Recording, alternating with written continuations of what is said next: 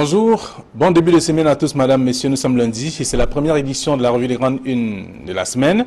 Nos invités sont déjà sur ce plateau pour commenter, analyser, même décrypter l'actualité telle que traitée par la presse. La nouvelle expression parle donc du bureau du Sénat, deux anglophones à la vice-présidence, c'est ce que dit le journal. Marcel Nyan Difendi qui a été donc reconduit sans surprise à la tête de la chambre haute du Parlement camerounais et donc assisté par 5 vice-présidents, dont 2 du nord-ouest et du sud-ouest. C'est à lire en page 3 du journal. Le journal parle de prise en charge des médecins disponibles donc en ligne. C'est ce qu'on lit également en page 9. Le journal s'intéresse aussi au sommet sur le bâtiment avec l'ambassadeur de Tunisie qui s'explique d'ailleurs dans ce journal également. Et des explications sont également à découvrir pour parler des cribis avec des triplets en détresse. Donc alors que les premiers sont orphelins de leur mère, les seconds attendent une évacuation sanitaire hypothétique entre les mains des familles à bout de souffle financier. Donc on constate également dans ce numéro en page 3 et aussi enseignement secondaire, Nalova Lyonga sanctionne les enseignants. C'est à découvrir en page 4 du journal La Nouvelle Expression. L'œil du ciel qui est dans lesquels se parle du ramadan avec la sociocam qui piège Paul Biya et c'est à lire dans page 3. Le journal s'intéresse aussi dans la localité de Mayo Moscota, le proviseur du lycée de Mozogo relevé de ses fonctions, c'est en page 6. Et puis en Gambéry, un enseignant de l'université jeté en cellule, c'est ce qu'on lit également dans le journal, en page 6 du journal. L'œil du Sahel disponible dans les kiosques également. Voyez-vous, il y a également d'autres journaux qui sont disponibles. Il y a le Financier d'Afrique qui parle notamment de l'élevage avec les 3 clés de la relance de la filière avicole au Cameroun. Après la rencontre tenue à Yaoundé, on peut comprendre qu'il y a bien des choses à revoir dans ce secteur pour booster justement la production locale. C'est à lire dans le journal qui parle aussi de la gouvernance avec des défis du nouveau gouvernement gabonais que l'on découvre également dans ce numéro. Et également le Fonds monétaire international qui salue les prouesses du Cameroun pour ce qui est du programme économique et financier du Cameroun justement. C'est à lire dans le Financier d'Afrique. Mutation parle donc de tripatouillage de la solde de l'État avec 3 responsables à Kondengi, c'est-à-dire dans le dossier en page 5 de ce numéro. Le journal parle également de la bataille autour du sucre aussi, importation notamment. C'est dans le journal Mutation de ce matin. Le journal Le Quotidien de jour parle de Douala, coup de feu chez Monseigneur Cléda. C'est dans le numéro de ce matin. Une balle a transpercé la fenêtre d'une chambre donc de l'archevêque, l'archevêché donc dans la nuit de jeudi à vendredi 4 mai 2018. C'est ce qu'on lit aussi dans le journal en page 3. Le journal parle également de la crise anglophone. 3 militaires tués dans le sud-ouest. C'est à la une du journal Le Quotidien le jour. Le journal La Météo parle donc de deux sommités au Cameroun. On parle d'Abena Ondoa et Lundu et Somba qui sont ces deux Vokfuda qui divisent bien entendu la Mefou et Akono sur le plan politique. C'est ce qu'on lit. Le journal parle également du complot contre Vincent Bolloré. La Guinée et le Togo refutent d'ailleurs les accusations de la justice française. C'est ce qu'on lit en page 4 du journal La Météo de ce matin.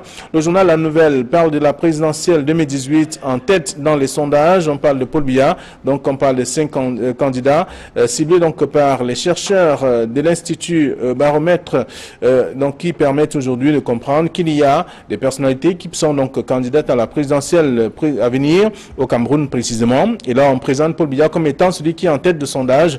Et le journal s'intéresse ici au salaire fictif au ministère des Finances, le coup de pied de Motazé dans la fourmilière, c'est en page 7 de ce numéro.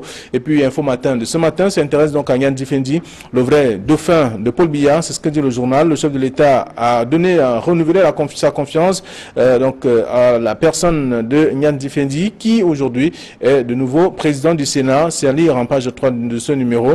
Le journal parle également de la région du Nord avec le maire de Pitois qui rejoint donc le FSNC, le parti de Issa Tchouma Bakari. Il est parti donc de l'UNDP pour cette formation politique. Il n'est pas seul, il est avec d'autres membres, d'autres militants également. C'est dans le journal Info Matin. L'Indépendant parle donc de concours d'entrée à la police, le scandale d'achat de places. C'est ce qu'on lit à la une du journal avec d'autres informations que je vous invite à découvrir en kiosque aujourd'hui. Donc c'est la une de ce numéro L'Indépendant. L'essentiel s'intéresse aux fonctionnaires fictifs, l'organe des finances, donc démantelé. C'est à la une du journal. On parle pratiquement de 13 milliards de francs CFA volés donc depuis 2016 et on parle également de ce qui est contenu, ce qui disparaît chaque mois au Cameroun. On parle pratiquement de 8 milliards de francs CFA, beaucoup d'argent.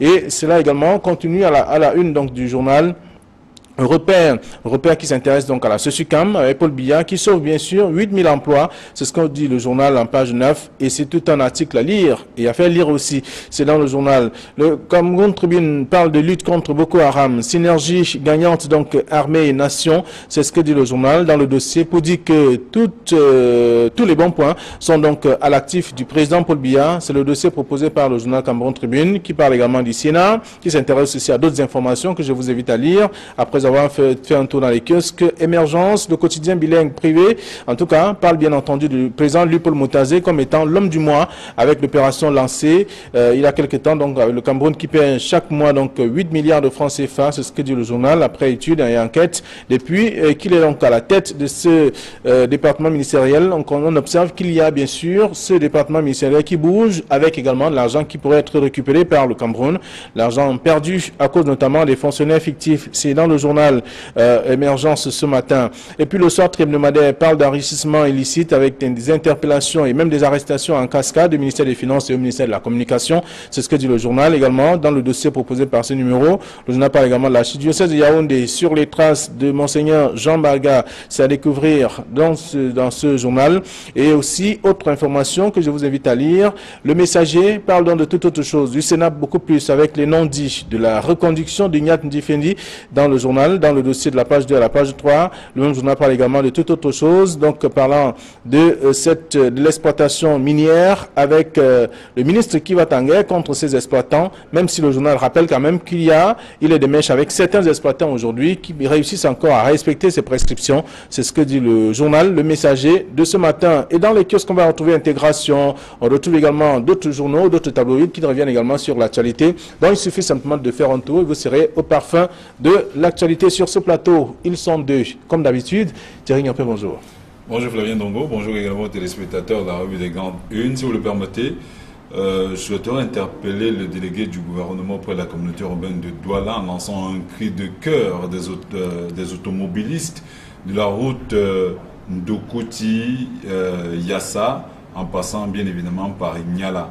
La route est dans un état de décrépitude avancée. Il devient pratiquement impossible de rallier, pourquoi pas, l'axe lourd en allant à Yaoundé en passant du côté de Niala. Il est urgent de faire quelque chose parce que la bretelle Niala Rail Yassa a été refaite. On a posé du goudron sur du goudron alors que de l'autre côté, il y a déjà des trous qui avoisinent les 1 mètre de profondeur. Il est urgent de faire quelque chose. En tout cas, ça contribue à ce qu'on observe très souvent dans la ville, c'est-à-dire les bouchons à tous les niveaux. C'était un raccourci emprunté par les gros porteurs à un moment, mais finalement, c'est une route presque abandonnée. Bonjour. Bonjour Flavien Balordou. Bonjour Thierry Niopé. Bonjour à tous les téléspectateurs d'Equinox TV. Très bien. Et surtout bonjour à Monseigneur Cléda, l'archevêque métropolitain, qui sort de loin. Il sort de loin, il a échappé en tout cas. Allez, on va le dire également dans le journal ce matin avec des sujets aussi intéressants. Je vous invite à faire un tour dans les kiosques, mais avant cela, des commentaires sur différents titres aussi. La nouvelle expression qui parle du bureau du Sénat, 2 anglophones à la vice-présidence, c'est ce qui était attendu. Il y a Ndifendi qui a été reconduit au poste de président.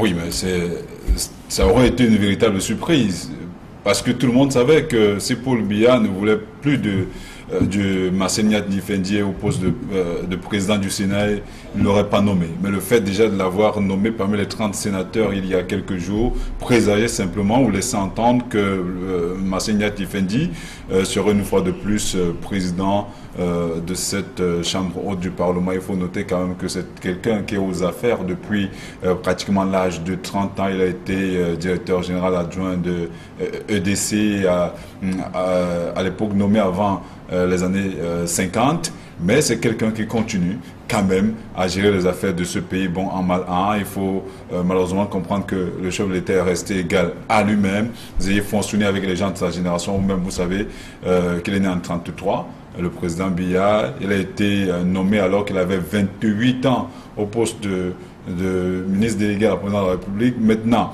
il continue à travailler avec les gens. Au-delà du président, il a remarqué également que le premier vice-président s'appelle Aboubakari Abdoulaye, qui est qui est un peuple qui gère pratiquement 36 000 km² du côté du Rebouba. Il a été premier vice-président en 2013. Il a également été reconduit à cette fonction. Malheureusement, le chef de l'État a raté le coach. Malheureusement, une fois de plus, il aurait pu nommer un anglophone à la place de Marcel Niat Ndifendi, que cela aurait peut-être permis de résoudre ce sempiternel problème d'hierarchisation. Parce que tout le monde savait certainement que le président est là, la deuxième personnalité de la République après le président Biya, c'est le président du Sénat dans l'ordre protocolaire. En nommant un anglophone à cette fonction, cela aurait peut-être réglé un problème. Cela n'a pratiquement servi à pas grand-chose de nommer deux personnalités, notamment deuxième vice-président du Sénat et quatrième vice-président du Sénat, parce que la troisième vice-présidence est occupée par Madame Geneviève Chouès. Donc il aurait peut-être pensé... Bon, on a vu que le SDF n'est pas sorti de la présidence quand même du Sénat, qui est resté, même si c'est le poste de vice-président. Et c'est une dame qui occupe... Le SDF est là. Le SDF est là, mais tout ce qui est certain, c'est que c'est le RDPC qui a les rênes. C'est le RDPC qui est maître du jeu. Et il fallait s'y attendre. Les sénateurs ont respecté la consigne de la haute hiérarchie par rapport à l'élection du président du Sénat. Ça, il ne fallait pas sortir de grandes écoles de politique pour comprendre facilement que le président du Sénat pouvait être... Et d'ailleurs, l'histoire nous apprend qu'on ne parle pas facilement de ces choses-là. Vous connaissez combien de temps Kavaï Diégué Dibril est président de l'Assemblée nationale depuis combien de temps? Voilà, il est ici question, je crois que pour la haute hiérarchie, de respecter les équilibres.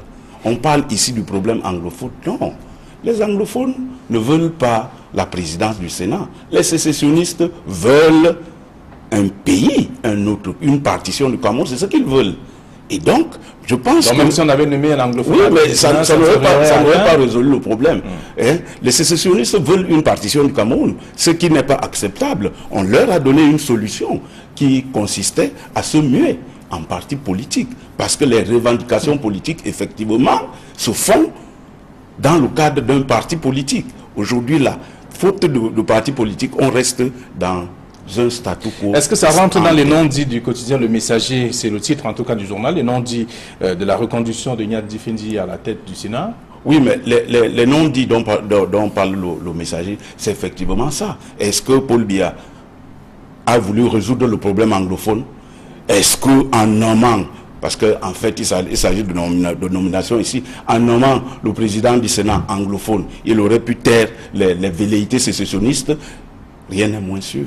Voilà. Donc c'est dans la plupart des tabloïds ce matin, on parle bien sûr de la reconduction de Niat Ndifendi, mais en fait, la nouvelle expression qui parle de deux anglophones à la vice-présidence du Sénat, et le Messager de ce matin qui parle des non-dits de la reconduction de Niat Ndifendi à la tête du Sénat également. C'est un dossier, des dossiers d'ailleurs à découvrir dans la plupart des tabloïds sur cette question. Alors, vous voulez bien que l'on parle bien sûr de la une du journal L'Œil du Sahel qui parle du Ramadan, avec la Sosucam qui a piégé Paul Biya. C'est une question ou une affirmation? Selon le journal. C'est une affirmation. C'est une affirmation. Tout le monde sait quand même que le problème a longtemps fait les choux gras de la presse écrite et de plusieurs autres médias, que ce soit les nouveaux médias sur le plan avec Internet, que ce soit la télévision, la radio. On a longuement parlé de la crise sucrière au Cameroun entre la Sosucam et les importateurs de sucre. Maintenant, le président Biya a tranché. Il est clair qu'il a tranché sur la base des rapports qui lui avaient été donnés par ses principaux collaborateurs. Et tout le monde sait quand même que c'est le ministre, c'est le secrétaire général qui a répercuté cette directive au ministre du Commerce, qui a immédiatement écrit aux importateurs de sucre pour leur signifier effectivement la décision du chef de l'État. Maintenant, est-ce que cela va résoudre le problème qui se posait un peu plus avant l'autorisation de ces importations-là? On est assez dubitatif là-dessus. La Sosucam argue avoir suffisamment de ressources d'abord au niveau de la production, mais également au niveau des stocks pour permettre aux musulmans qui s'apprêtent à rentrer dans le jeûne du mois de Ramadan de passer cette période en toute quiétude. L'avenir nous le dira. Si la SOSUCAM peut résoudre le problème, c'est tant mieux. Mais si tel n'est pas le cas, il est clair qu'à partir de là, on comprendrait que quelque part, M. Biya s'est fait malheureusement piéger par la communication tout azimut qu'a déployé l'UINDA avec ses stratèges en communication. Très bien. Donc on peut lire le dossier en tout cas et dans les réactions également. Et l'article même revient et fait parler certains acteurs du secteur du sucre au Cameroun, parlant de ce que pourquoi ça arrive simplement très souvent à la veille de la célébration de la fête du Ramadan. Parce que, quelque part, il y a cette réaction à lire. Quand lorsqu'on parcourt l'article ce matin, on a pu lire cela pour dire que ça arrive toujours à la veille du Ramadan. Pourquoi? Non, mais c'est tout à fait conjoncturel. Et puis, ça s'explique au niveau de l'économie à ce qu'on appelle le dumping. Il y a des opportunités. Il faut attendre le moment idoine pour poser le problème. Mais moi, je pense qu'en fait de piège, il s'agit ici d'une décision économique de haute portée. N'oubliez pas que, en protégeant la SOSUCAM, on protège 8000 emplois quand même. Ouais. Parce qu'il y a 8000 Camerounais qui travaillent. C'est d'ailleurs la une de Repère ce matin. 8000 Camerounais qui travaillent dans la SOSUCAM, 8000 employés, et avec les emplois directs et indirects que cela constitue. Et il faut aussi protéger l'offre intérieure. Parce que quand on parle d'émergence, quand on parle de redressement, quand on parle de croissance, ça passe aussi par l'offre intérieure, par la consommation de l'offre intérieure. Si on ne consomme pas notre sucre produit au Cameroun, comment est-ce qu'on arrivera à l'émergence tant est attendue? Non, il faut des mesures de ce genre. Mais le problème qui se pose, est-ce que la SOSUCAM, si on ferme les frontières aux importations du sucre, est-ce que la SOSUCAM est capable la SOSUCAM a une offre suffisante pour venir, pour satisfaire la demande totale des Camerounais en sucre? C'est là où le véritable problème se pose. Est-ce que le sucre de la SOSUCAM est compétitif par rapport aux autres sucres? C'est là-bas, c'est ce domaine-là qu'il faut jouer. Il faut jouer sur l'offre et il faut jouer sur la qualité du sucre. Alors, donc c'est ce qu'on peut lire dans le journal. Vous voulez ajouter quelque chose sur je suis entièrement d'accord avec Bernard Batana. Il est clair qu'il est question de protéger ici les emplois. On parle quand même de 8000 emplois directs, sans compter les emplois indirects. C'est une décision conjoncturelle. Il est clair que c'est toujours en période de jeûne de Ramadan parce que le sucre, les musulmans consomment énormément du sucre à cette période. Mais n'oublions pas que le problème s'est toujours posé. Pourquoi? Si parfois le ministre du Commerce est arrivé à autoriser l'importation du sucre, c'est simplement parce qu'on s'est rendu compte que généralement la SOSUCAM dit être capable de résoudre le problème, être capable de pallier au déficit, mais au finish, on se rend toujours compte que du côté des musulmans, les gens se plaignent. Je vous rappelle que c'est L'Œil du Sahel qui écrit que la SOSUCAM a piégé Biya. L'Œil du Sahel, c'est un journal régional qui s'intéresse davantage, qui s'occupe des questions du côté du Grand Nord et qui est proche de cette réalité-là, donc proche de cette couche sociale-là, donc qui est au fait davantage des problèmes que vivent les gens de cette partie du pays et bien évidemment de cette obédience religieuse. Donc il est clair que le problème se pose. Maintenant, la SOSUCAM nous a montré à travers des médias des stocks de sucre. Espérons que ces stocks-là et avec ce qui est produit pourra résoudre le problème des musulmans. Auquel cas, on espère simplement que on va réautoriser ces importations-là. Je voulais emprunter l'expression de Marcelin Gransop qui a dit le sucre se marche dessus.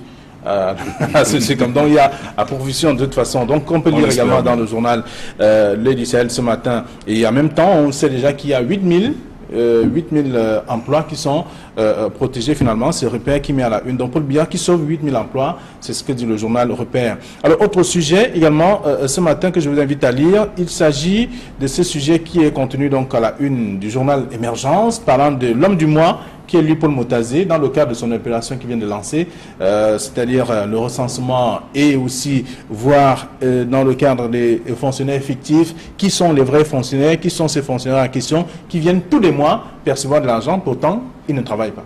Oui, lui Paul Motazé décidément il a envahi l'actualité en raison de ce qu'il a fait arrêter un réseau de gangs, parce que ce qu'on a appelé le gang du ministère des Finances qui nous délestait tous les mois de 8 milliards de francs.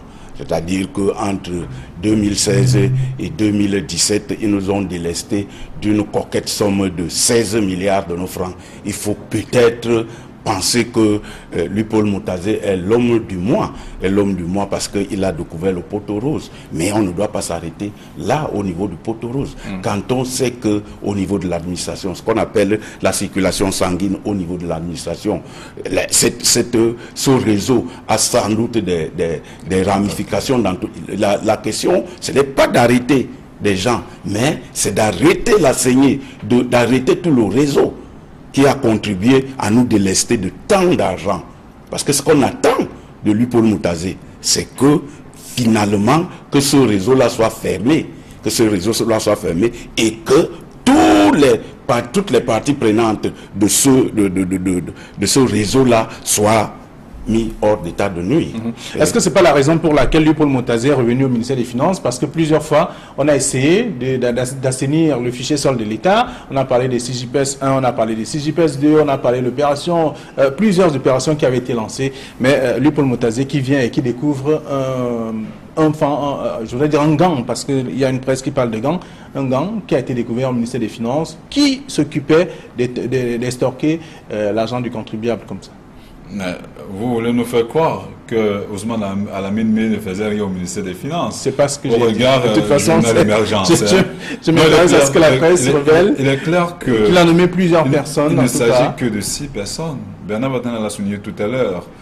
Le réseau est tellement et suffisamment bien huilé au point de ne concerner que 6 personnes. Il s'agit peut-être des têtes de fil, comme on parle d'un gant. Malheureusement, le gant ne s'arrête pas à la tête du réseau. Il y a même le nom de l'enfant d'un ministre de la République qui est secrétaire, je crois, en fait, il est ministre délégué auprès du ministre du Transport, un certain Méfiré. Aujourd'hui, il va comparaître libre parce que, selon des informations jusqu'ici, il n'y a pas suffisamment d'éléments l'impliquant là-dessus. Mais toujours est-il que ces gens ont assis certainement une grosse machine au niveau du ministère des Finances. Parce que pour arriver à ce niveau, il est clair que même les agents de bureau, les gens habilités à saisir ces données-là, parce qu'on parle, toutes ces opérations ne porteront pas leurs fruits. Il ne s'agit que d'un élément, je dis d'un élément au-delà de ces salaires fictifs. Il y a également beaucoup d'autres opérations qui se passent au ministère des Finances. Tout le monde sait, tout le monde connaît la loi des quotas pour être payé. Tout le monde le connaît. Ce sont des choses qui se passent au vu et au su de tous, sans que cela ne meuve pas ces personnes qui prennent ces décisions-là. Vivement qu'ils continuent dans cette voie, au-delà de 6 personnes, qu'on démantèle véritablement ce réseau pour être sûr. Même comme on sait que la corruption au Cameroun est comme un aide de mer, on va couper une tête, d'autres têtes vont émerger. Alors donc, le sorte hebdomadaire qui parle d'enrichissement illicite avec des interpellations, des arrestations en cascade au ministère des Finances et même au ministère de la Communication. Oui, et même au ministère de la Communication, vous avez parlé d'enrichissement illicite. Le Cameroun est l'un des rares pays au monde où les fonctionnaires sont plus riches que les hommes d'affaires. Je ne sais pas, c'est paradoxal. Ils sont plus riches que les hommes d'affaires, justement parce qu'ils puisent de façon indue dans les caisses de l'État. La preuve, la voilà. Et la preuve, c'est qu'on connaît des fonctionnaires ici qui ont un salaire tous les vendredis. C'est-à-dire que tous les vendredis du mois, ils ont le même salaire tous les vendredis du mois parce qu'ils épuisent. On connaît des gens ici qu'on appelle pour dire que voilà, dans ton compte, on a mis telle somme d'argent, il faut nous donner telle partie, tu gardes telle autre partie. Non, vivement que cet état des choses s'arrête parce que, évidemment, on dit que le Cameroun est un pays pauvre, très endetté. Moi, je pense que le Cameroun, c'est un pays riche, mal géré. Alors, je suivais une discussion entre deux personnalités, une personnalité fonctionnaire, l'autre homme d'affaires, et le fonctionnaire a fini par avoir le dessus sur l'achat d'un terrain quelque part, alors qu'il n'est que fonctionnaire. Et vous voyez bien comment on peut comprendre qu'il y a des situations de genre au sein de cette administration camerounaise. Donc, avec ces interpellations, on espère que le Cameroun va pouvoir récupérer cet argent, les 8 milliards, est perdu tous les mois. Je vous l'ai dit, hein, c'est comme l'hydre de mer. on a coupé une tête, mais d'autres têtes vont repousser. Comme on a coupé même 6, il y aura au moins 12 têtes qui vont émerger par la suite. Il faudrait qu'on fasse un véritable toilettage à ce niveau. Mais je vous assure, c'est un travail de longue haleine. Il faudrait que les personnes en charge de ces dossiers-là elles-mêmes soient irréprochables. Parce que même à ces personnalités-là, même au ministre Moutazé, tout le monde sait qu'il est au centre de plusieurs autres opérations, de plusieurs accusations de malversation, notamment dans des dossiers tels que la Camerco et le reste. Mais tel n'est pas le cas ici, ce n'est pas le sujet qu'on aborde ici, mais il est effectivement question que tout le monde s'implique davantage pour que de pareilles situations ne continuent pas, parce que si on continue ainsi, il est clair que le problème va davantage s'amplifier et de génération en génération, on ne pourra plus jamais résoudre le problème de la corruption au Cameroun. C'est un problème pour l'instant, je vous assure, c'est un problème systémique. Cela n'a rien à voir avec quelques 6 personnes qui ont été interpellées. C'est une affaire de système. Il est question de toiletter davantage ce système, à la limite, d'aucuns le pensent, balayer ceux qui gèrent... espérant que le ministre Paul Moutazé ne se fera pas d'ennemis, puisque on va débusquer, on va se rendre compte qu'il y a des caciques du régime qui sont également impliqués dans cette affaire. Et on va lire un peu de journal essentiel qui parle du gang des finances démantelé, et avec notamment ces fonctionnaires fictifs. Des chiffres sont également à découvrir. 13 milliards de francs CFA volés depuis 2016. C'est quand même beaucoup d'argent qui pourrait servir à la construction des hôpitaux, des routes et autres. Oui, et comme vous le dites bien, c'est un gang, et puis le gang ne s'amuse pas. Mais moi, je pense que le gang règle ses comptes. Le gang règle ses comptes dans la mafia, parce il y a un journal qui a parlé de mafia. Dans la mafia, on règle les comptes à ce qui... Non, moi, je pense que le problème est sérieux, qu'on puisse... le ministre Moutazé, c'est peut-être le Zoro qui est venu résoudre le problème là. Mais moi, je crois qu'il a fait son travail, et que, justement, qu'une enquête minutieuse soit ouverte par rapport à la gestion même. Il faut que les gens aillent à la cellule de l'information, de l'informatique qui gère le fichier de l'État et le sol là, pour que les choses soient mises au clair. Parce que comme il le dit, c'est une pieuvre. Aujourd'hui, on coupe cette que demain la tête surgit quelque part ailleurs. C'est un problème qui concerne tout un système de gestion et dont il faut prendre du temps pour enrayer. Parce que chaque fonctionnaire a au Cameroun sa portion du Cameroun, son bureau, c'est sa portion du Cameroun. Alors, est-ce qu'on va qualifier ça de scandale d'État? Je continue à dire que M. Paul Moutazé n'a pas réinventé le fil à couper du beurre. Donc il est dans la continuité. D'autres, ce n'est pas lui qui a lancé le CGPS 1 ou 2. Il y a d'autres opérations qui ont été lancées, tout le monde se rappelle. Il y a des opérations Barracuda, il y a eu plein d'opérations qui ont été lancées au ministère des Finances, mais ça n'a pas porté grand-chose. Ça veut dire que le problème est sérieux. C'est comme une hydre d'eau douce, il faudrait qu'on fasse des efforts, parce que plus on coupera les têtes, plus d'autres têtes émergeront. Parce que je vous assure, les fonctionnaires au Cameroun, on l'a souligné ici, sont plus riches que les hommes d'affaires. Il y a des quartiers qui ne portent que des noms des douaniers, des fonctionnaires des impôts. Il faudrait que cela cesse et que l'on comprenne que la méritocratie devrait véritablement prendre le dessus sur toutes ces opérations d'arnaque et de... La véritable inquiétude, c'est que l'action de Paul Moutazé ne soit morte à la naissance. Très bien, merci à vous chers messieurs. Alors je vous invite à lire également ce que la presse nous propose ce matin. Les tabloïds sont disponibles donc en kiosque. Merci, bonne journée à vous. Bon retour à vos différentes rédactions, chers messieurs.